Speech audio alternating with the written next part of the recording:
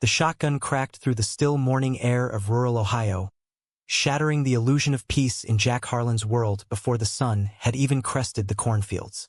Blood, his own father's, splattered across the faded denim of Jack's overalls as he dropped the rifle, the metallic tang mixing with the dew-soaked earth, while Old Man Harlan slumped against the barn door, eyes wide in accusation, whispering, "Boy, you'll burn for this weakness."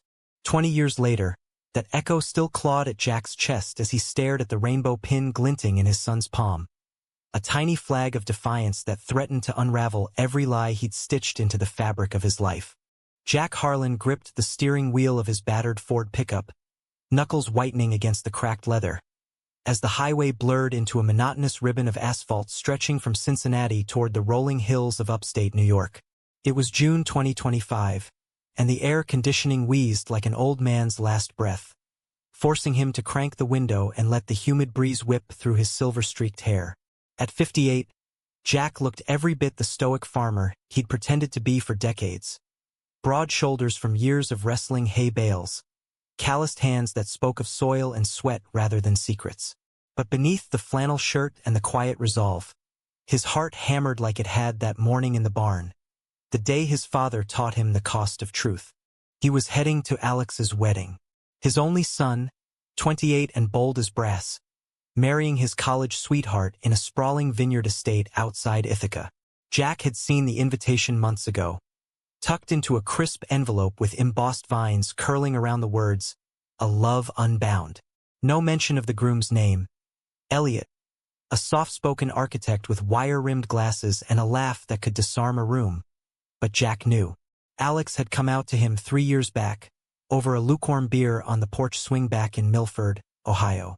"Dad," he'd said, voice steady but eyes searching, "I'm gay, and I'm happy."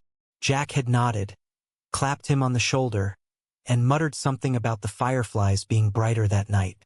Inside, it had felt like swallowing broken glass. The radio crackled to life with a country tune about lost highways and second chances. But Jack snapped it off. He wasn't one for nostalgia. It dug too deep. Instead, he thought of Marlene, his wife of 32 years, who'd stayed behind to tend the garden. "Go make it right with the boy," she'd said that morning, her voice soft as the quilt she'd pieced from their old curtains. Marlene knew. Not everything, God, not the full weight of it, but enough.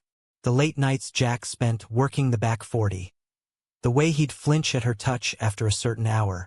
She'd never pushed, never accused. Just baked apple pies and raised their son with a fierce, unspoken grace. As the miles ticked by, Jack's mind wandered to the last time he'd felt truly seen. It was 1987, under the neon glow of a dive bar in Dayton, where the air smelled of stale smoke and cheap whiskey. His name back then was Jackie to the boys who bought him drinks, but to Tommy Reyes, it was Jack. Raw, real, whispered like a prayer in the shadows of the alley behind the bar. Tommy, with his olive skin and mechanic's grease under his nails, had been the first to kiss him like he mattered. Not a fumbling experiment in the high school locker room, but a deliberate claiming, hands framing Jack's face as if he were something sacred. "You're mine tonight," Tommy had growled, and for those stolen hours, Jack believed it. But dawn brought the reckoning. Tommy's truck vanished from the parking lot, leaving only a scrawled note on a napkin. "Can't do this. Ma would kill me. Sorry, man."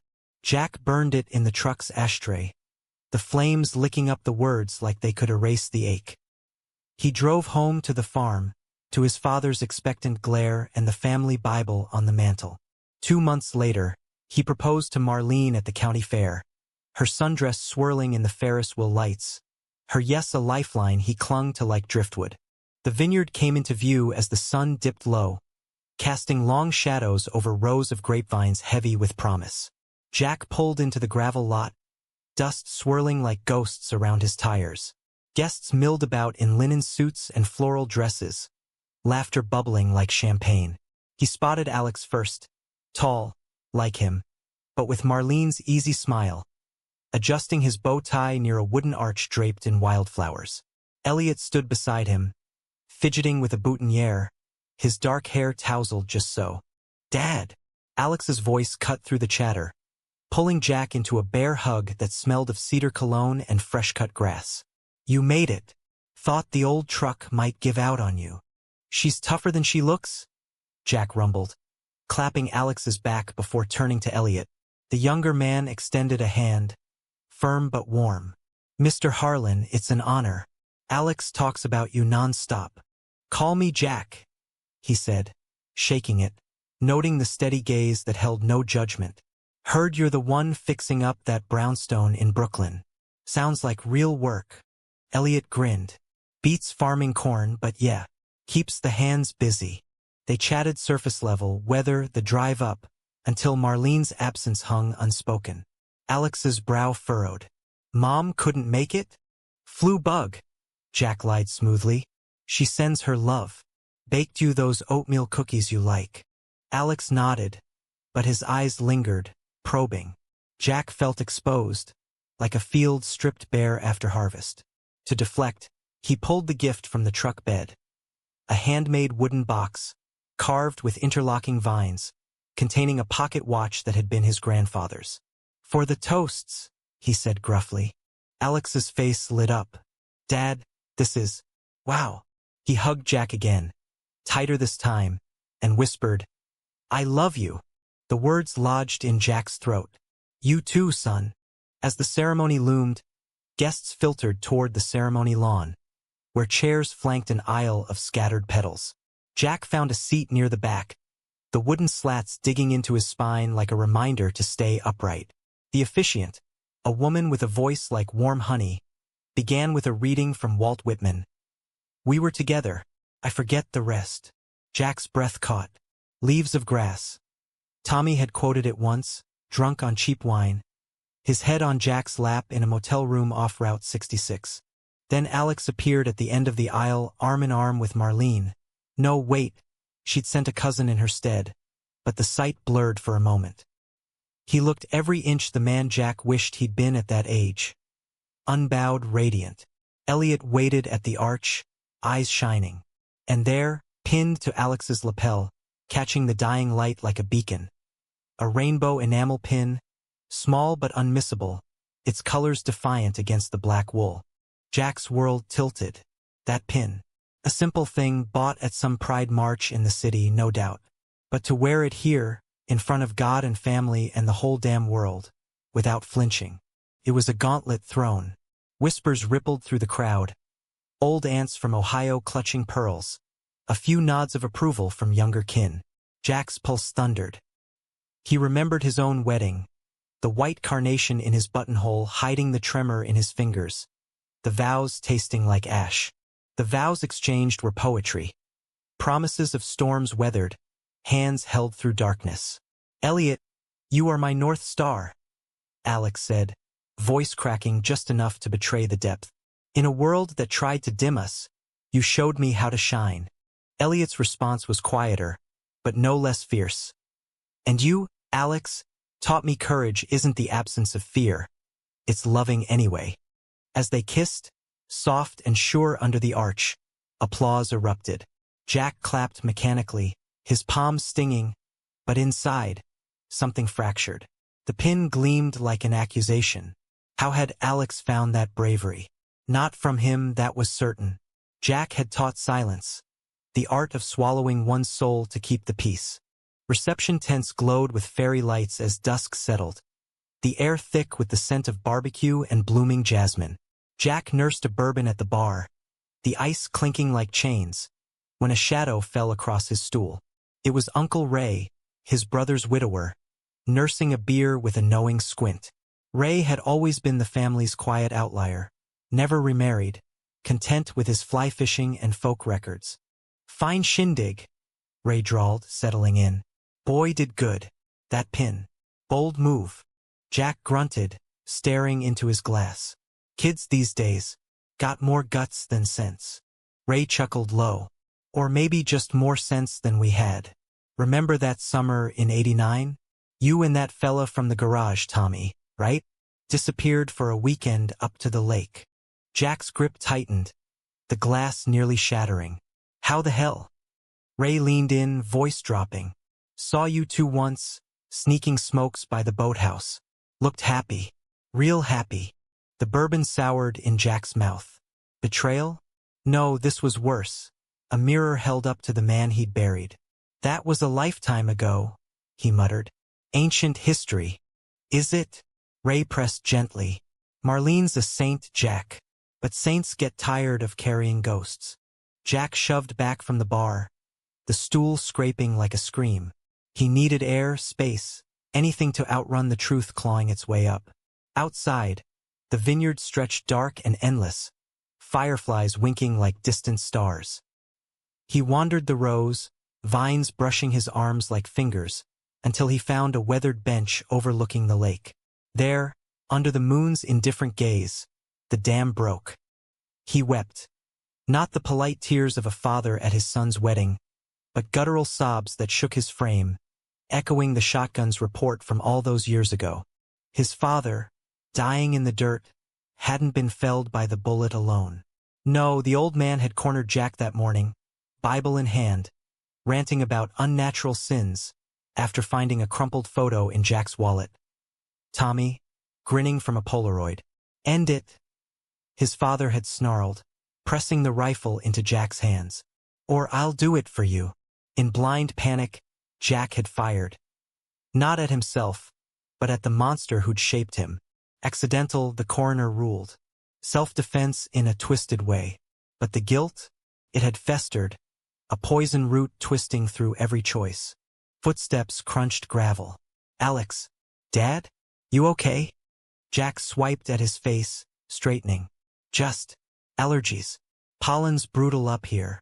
Alex sat beside him, the rainbow pin catching moonlight. Bullshit. Talk to me. Silence stretched, taut as a bowstring. Finally, Jack rasped. That pin. Where'd you get the nerve? Alex shrugged, but his eyes were sharp. From you, mostly. The way you never backed down from a storm on the farm. Remember that tornado in '09? You tied me to the root cellar, held the door against the wind. If you could face that, I figured I could face this. Jack barked a laugh bitter as bile. Me? I'm a coward, son. Hid who I was to keep the roof over our heads. Your ma deserved better.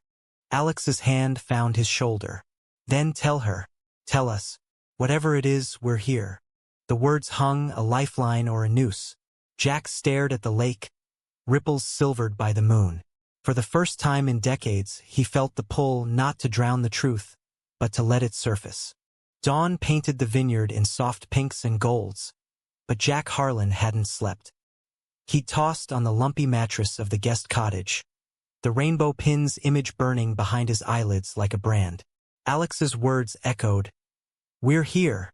Simple, profound, a permission slip to the life he'd forfeited.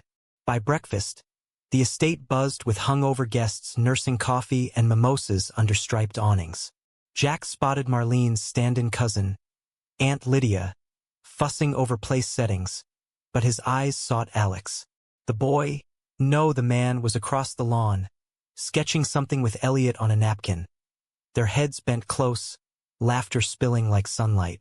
Jack approached, plate of scrambled eggs in hand, feeling like an intruder in his own story. Morning. Sleep all right? Elliot looked up, gracious as ever. Like a rock. You? Fine, Jack lied, settling on a wicker chair. Alex slid him a mug of black coffee, strong enough to strip paint. They talked weddings, the cake's lemon filling, the band from Syracuse playing Springsteen covers. Surface ripples over deeper currents. Then Alex leaned in. Drive up with me and Elliot today? Detour through the Finger Lakes. Show you the cabin we're thinking of for summers. Jack hesitated. The invitation was a bridge, rickety but real. Trucks gassed. Sure. The drive wound through emerald valleys, Lake Seneca gleaming like a sapphire vein. Elliot drove, radio tuned to an indie station crooning about heartbreak and highways. Damien Rice, Jack thought, though he couldn't be sure. Alex rode shotgun, pointing out overlooks, while Jack sprawled in the back, watching clouds chase each other. The landscape mirrored his turmoil, serene on top, turbulent beneath. They stopped at a roadside diner, formica tables sticky with syrup ghosts, for burgers that dripped grease onto wax paper. Over fries, Conversation turned personal. "So, Dad," Alex ventured, dipping a fry in ketchup, "you ever think about dating again? After Mom, if things—" Jack's fork paused midair. Marlene, the thought of her waiting in Milford, weeding the petunias, twisted like a knife. "Your ma and I, we're solid. But yeah, been thinking." Elliot, tactful, excused himself for pie, leaving father and son in the vinyl booth's hush. Alex pressed. "About what, exactly?" Jack exhaled, the words tumbling like stones down a well. "About the man I was before. Before the farm, before everything. His name was Tommy. We were kids, really. Thought it was forever." Alex's eyes widened, not in shock, but recognition. "What happened?" "Life," Jack said flatly. "Fear. My old man's ghost." He sketched the barn, the shotgun, the note on the napkin, omitting the blood, the verdict, the years of silence that followed. Alex listened, face a mask of quiet fury and sorrow. "Jesus, Dad. I'm sorry. You carried that alone." "Had to. For you. For her." Alex reached across, squeezing his hand. "Not anymore." Back on the road, the cabin emerged. A cedar A-frame perched on a bluff, windows framing the water's endless blue. They toured it. Knotty pine walls, a stone fireplace big enough for roasting marshmallows, a loft bedroom with quilts folded neat. Elliot waxed poetic about renovations, solar panels, a dock for kayaks. Jack wandered the porch, inhaling pine and possibility. For a heartbeat, he imagined it. Summers here, not hiding, but healing. Alex grilling trout, Elliot sketching birds. Marlene, would she come? Reading mysteries in the hammock. But doubt crept in like fog off the lake. That night, as stars pricked the velvet sky, Jack called Marlene from the cottage's landline, the rotary dial whirring like a warning. "Hey, darlin'. Wedding was beautiful." Her voice, warm as fresh bread, wrapped around him. "Tell me everything. Did he cry?" "Like a fool." Pause. "Missed you there." "Missed you too." "Alex okay?" "Yeah, and I got something to say. When I get home." The line hummed. "Whenever you're ready, Jack." He hung up, chest tight, and stepped outside. Fireflies danced, echoes of that porch night 3 years ago. Tommy's face flickered in his mind. Not the lover, but the boy who dreamed big, before the world beat it out of him. 2 days later, back in Milford, the farm greeted him with its familiar rhythm. Chickens clucking, the windmill creaking lazy circles. Marlene met him at the door, flour-dusted apron hugging her curves, a kiss pressed to his cheek that lingered just a beat too long. "Welcome home, cowboy." They ate meatloaf under the harvest moon, talking weddings and weather, but the air crackled unspoken. After dishes on the swing, its chains rusted but sturdy, Jack began. "Marlene, I've been lying. Not about us, but about me." She stilled, hand on his knee. "I know, Jack. Been knowing a piece of it since Alex was little. The way you'd look at the Sears catalog, linger on the Fellas in flannel." He flinched. "You never said." "Didn't need to. Love's not a ledger." Her eyes, blue as faded denim, held his. "But if it's weighing you, let it go." So he did. The full torrent. Tommy, the barn, the bullet that bound him to silence. Marlene listened, tears carving tracks down her cheeks, but no anger flared. When he finished, hoarse and hollow, she pulled him close. "My brave fool, we've built a life here, but you deserve more than echoes." That night, they slept apart. First time in years, Jack on the couch, staring at the ceiling fan's lazy spin. Dawn brought resolve. He drove to the old garage in Dayton, now a chain auto parts store, but the lot held ghosts. There, amid the pump islands, he dialed a number from memory, one he'd kept buried in a lockbox under the floorboards.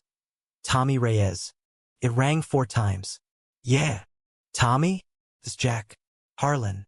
Silence, then a sharp intake. "Holy shit. Jack? From Milford." "The same." Heart pounding. "You free for coffee? Got a story to tell." They met at a Starbucks. Irony thick as the lattes. Tommy older, paunchy, silver threading his black hair, but the eyes still sharp. A wife, 2 kids, a divorce last year. Life's a bastard, he said, stirring sugar. But you. Always wondered what became of you. Jack spilled it all over drip coffee. The hiding, the sun, the pin that cracked him open. Tommy listened, hand reaching across the table. Not for romance, but solidarity. Should have fought harder, he murmured. For us. Too late for shoulds, Jack replied. But the weight lifted fractional. Back home, word spread quiet like. Alex called daily, Elliot sending articles on support groups in Columbus. Marlene suggested therapy. A soft-spoken counselor named Dr. Ellis, who met Jack in a strip mall office smelling of chamomile tea. Sessions peeled layers. The father's rage as projection. The mother's early death as abandonment. The farm as cage. Fall deepened. Leaves turning the hills to fire. Jack and Marlene attended a PFLAG meeting in the VFW hall. Folding chairs in a circle of faces. Parents like them. Kids with pins like Alex's. Stories shared. A daughter disowned, then reclaimed. A son lost to silence. Forever. Jack spoke once, voice gravel. Hid so long. Forgot my own face. Applause, hugs. Strangers becoming kin. But cracks widened. At the feed store, old-timers whispered, Harlan's gone soft. Heard he's one of them. A slashed tire on the truck. Anonymous. Marlene's brother, Ray's counterpart, cornered her at church. Leaving's one thing. It's a slap. She held firm, but Jack saw the toll. The way her smiles thinned, sleep evaded her. Winter's first snow blanketed Milford, muffling the world. Jack shoveled the drive, breath fogging, when his phone buzzed. An unknown Cincinnati number. Mr. Harlan? This is Detective Lowe. Got a tip on that old case. Your father's death. New evidence. The world grayed. Evidence? After 30 years? He drove to the station. Snow sluicing the windshield. Marlene's "Be careful" echoing. Lowe, a wiry woman with cop eyes, slid a file across scarred oak. Anonymous letter. Claims it wasn't accident. Says you meant it. Jack's blood iced. The letter. Typed, no prints, revived the nightmare. He pulled the trigger on purpose. Knew the sins. Covered it up. Who? A cousin nursing grudge? Ray spilling more than beans? Or Tommy? Regret turned venom? Ballistics old, Lowe said. But if we exhume. No, Jack snapped. It's done. But it wasn't. Rumors ignited like dry tinder. The farm's orders dried up. Neighbors buying seed elsewhere. Marlene's hands shook kneading dough. Alex drove down. Elliot in tow, faces grim. Dad, sell it. Come to Brooklyn. Start over. Jack paced the kitchen, linoleum cold under socks. This is home. Is it? Alex countered. Or just a grave? Betrayal stung deepest from within. That night, rifling drawers for Tom's old photo, destroyed years ago, Jack found Marlene's journal, tucked behind the flour tin. Pages chronicled her suspicions, her love enduring, but one entry gutted him. He told Ray about Tommy. Wanted me to know he knows. But Jack shuts down. I can't breathe this air anymore. Ray. The uncle's gentle probe at the wedding. A setup? To force the hand? Jack confronted him at the diner. Fists clenched. You out me to the cops? Stir this shit. Ray paled. What? No, Jack. The letter, I thought it was you trying to, I don't know, confess clean. Lies or truth? Jack stormed out, snow whipping his face, the isolation closing like a vice. Spring thawed Milford's bones, but Jack Harlan's world remained frozen in suspicion's grip. The detective's file haunted his nightstand, a yellowed specter beside the family Bible his father had wielded like a club. Marlene moved through days like a ghost, meals shared in silence, her touches fleeting as mayflies. Alex's calls turned pleading. Dad, the city's got resources, groups, jobs. Elliot's firm needs a site manager. Your hands are gold. Jack grunted affirmatives, but roots ran deep, tangled with regret and the land's unyielding claim. The betrayal festered, a canker at the heart. Ray avoided him, truck idling past the farm without a wave. Tommy texted sporadically, holding up, but Jack read guile in every ping. Paranoia, Dr. Ellis called it in session, her voice a steady anchor. Trauma's echo, Jack. Doesn't make it real. He nodded, but doubt gnawed. Who penned the letter? Motive? To drag him under, expose the lie of his life? One muggy afternoon, as thunderheads bruised the sky, Jack drove to the cemetery. Plot on the hill overlooking the creek where he'd fished as a boy. His father's stone-squatted plane, Harlan J. 1932 to 1995. Beloved husband. Father. Jack traced the letters, rain-spitting fat drops. You win, old man, he muttered. Taught me fear so well, it's all I know. Lightning cracked, illuminating a figure at the gate.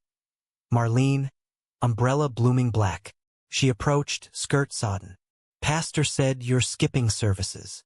Can't pray with blood on my hands. She knelt beside him, mud be damned. We all got stains, Jack. Yours don't define you. Her hand on his, cold but sure. Sold the South 40 to the Coopers. Enough to tide us. Thinking Rochester, smaller town, fresh start. He searched her face. Lines etched deeper, but eyes still fierce. You'd do that? For me. For us. If there's an us left. The kiss that followed was tentative, a question more than claim. Lips brushing, tasting salt and storm. Not passion's fire, but embers of the companionship that had sustained them. Jack pulled back, forehead to hers. I love you, Marlene. Different now, but true. She smiled, small and sad. That's enough. But fate, cruel jester, had other scripts. 2 weeks later, Detective Lowe called again. Prints on the letter, partial match to Raymond Harlan. Your uncle. Jack's world imploded. Ray, family. The one who'd seemed ally. Spilling secrets at the wedding to help. Now this? Motive twisted. Resentment over the farm's inheritance, or deeper grudge from whispers of Jack's ways, tainting the bloodline. He drove to Ray's trailer, gravel crunching fury under tires. The door swung open, Ray in undershirt, eyes bloodshot. You son of a bitch, Jack roared, shoving inside. Beer cans littered the counter, TV droning a baseball game. The letter? Trying to bury me like he did. Ray crumpled into a chair, face ashen. Jack, God, no. I found it in my mailbox. Thought it was a joke. Some busybody from church.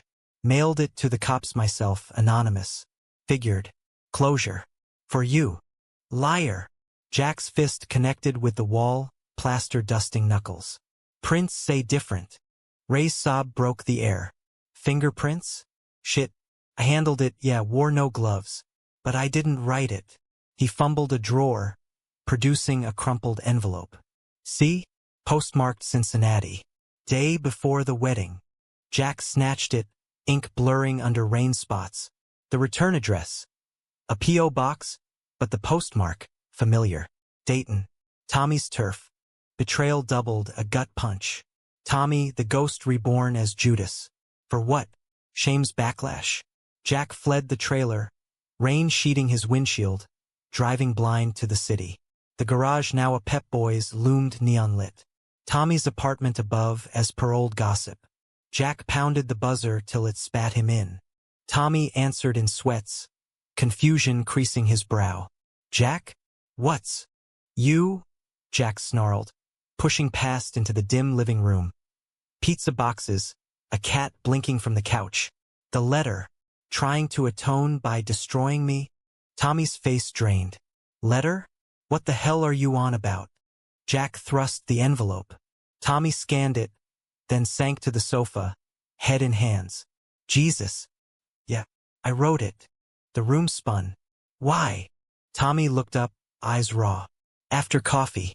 Dug into it, old newspapers, whispers from mutuals. The shooting. Thought, if I exposed it, forced you to face it, maybe you'd stop hiding. Live free, like Alex. Like we dreamed. Dreamed. Jack laughed, hollow. You left, Tommy. Drove off and left me bleeding. I was scared. Tommy shot back, voice cracking. 22, Catholic guilt choking me. Ma's rosary beads like chains. But these years. Divorced. Empty nest. Regrets a motherfucker. Saw your son online, proud, open. Wanted that for you. Jack paced, rage ebbing to exhaustion. So you sick the cops? Risk jail for a ghost. Not jail for truth. Tommy stood, tentative. I loved you, Jack.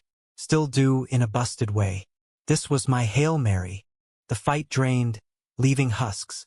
Jack collapsed beside him, the cat curling between. They talked till dawn. Not lovers, but survivors swapping war stories. Tommy confessed the divorce's toll, the kids' distance. Jack the farm's slow death. Go to your boy, Tommy said finally, clasping his shoulder. Pin your own colors. For both of us. Jack left as sun crested, Cincinnati's skyline a jagged promise. The drive home blurred tears and resolve. Marlene waited on the porch, thermos steaming. Well, over, he said, pulling her into rain-damp arms. All of it. They sold the farm that summer, Coopers took the rest, fair price. Alex and Elliot flew in for the closing, hugs fierce under the sold sign. Rochester beckoned. A bungalow with a white picket fence, ironic as hell. Jack found work at a nursery, hands in soil again, but now planting perennials instead of hiding in rows.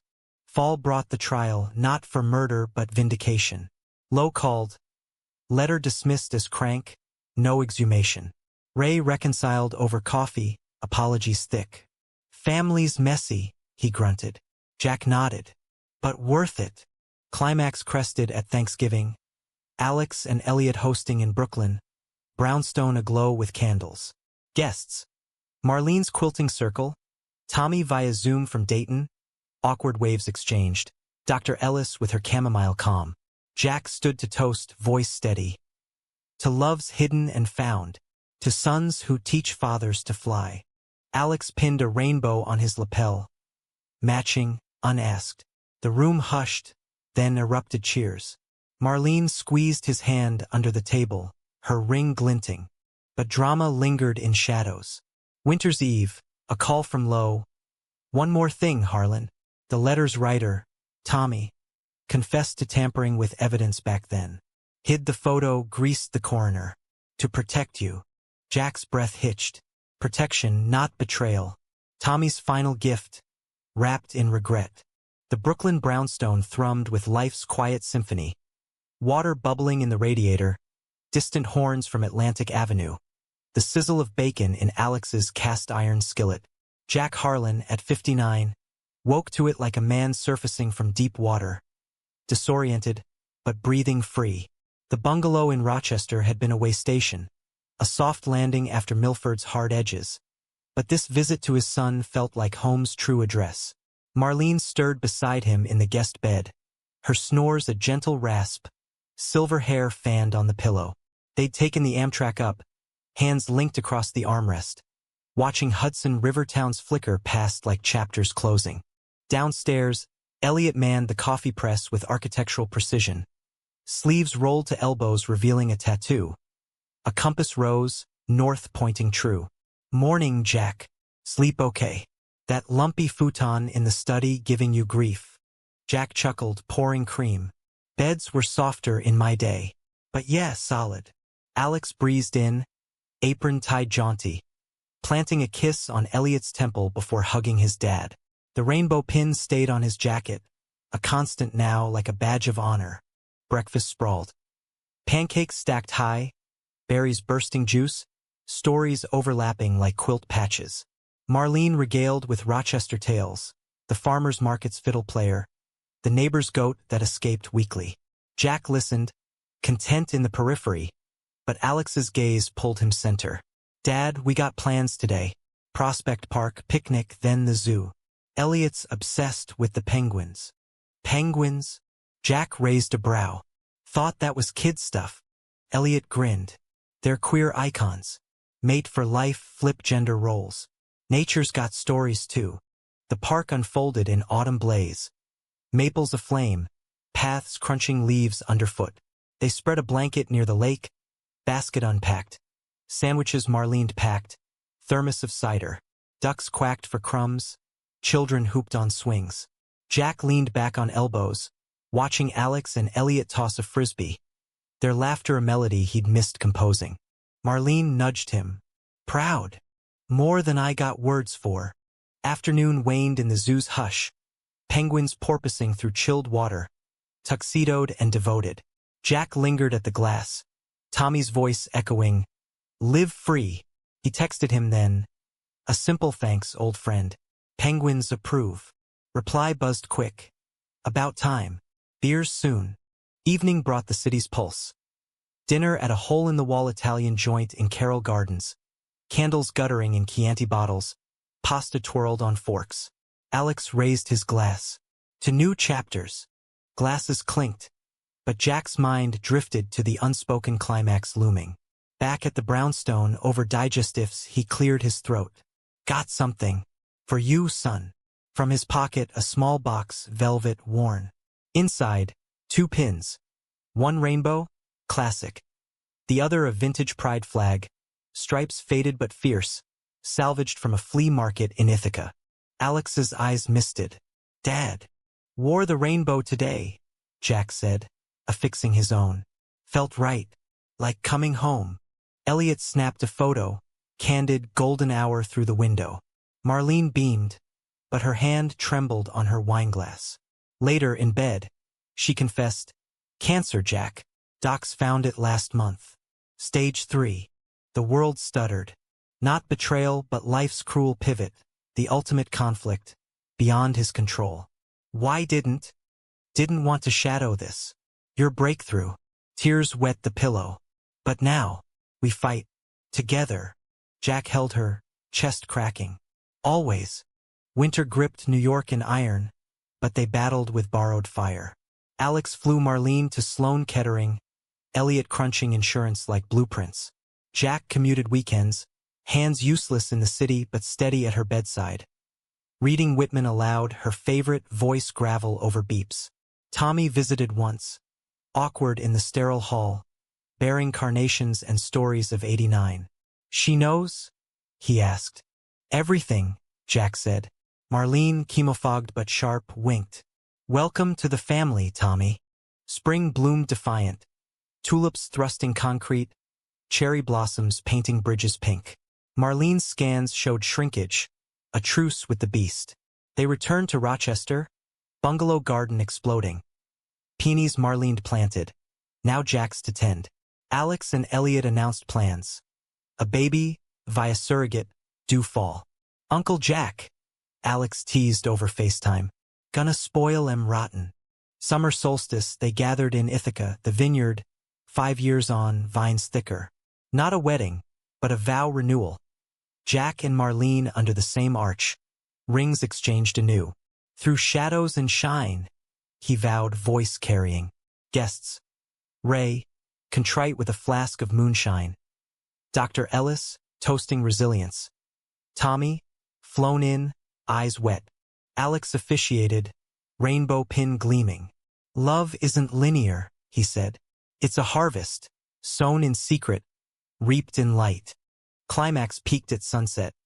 Marlene, frail but fierce, pinning a hybrid bloom on Jack. A rainbow fused with white lace, her design.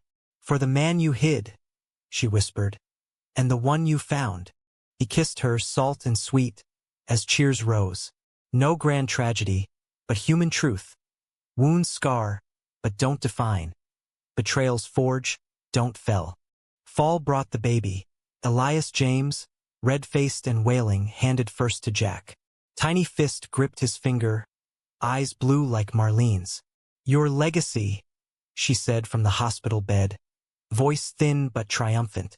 Jack looked out the window, Manhattan skyline a testament to survival. He'd hidden pride for years, fear's heavy yoke. But his son, with a pin at his wedding, without fear, had lifted it. Now, in this circle of blood and chosen kin, Jack wore his colors open, a flag waving free. And in the quiet nights, with Marlene's head on his chest, Elias cooing in the bassinet, He whispered thanks. To ghosts redeemed, to loves enduring. Life dramatic and gay as a Broadway marquee played on.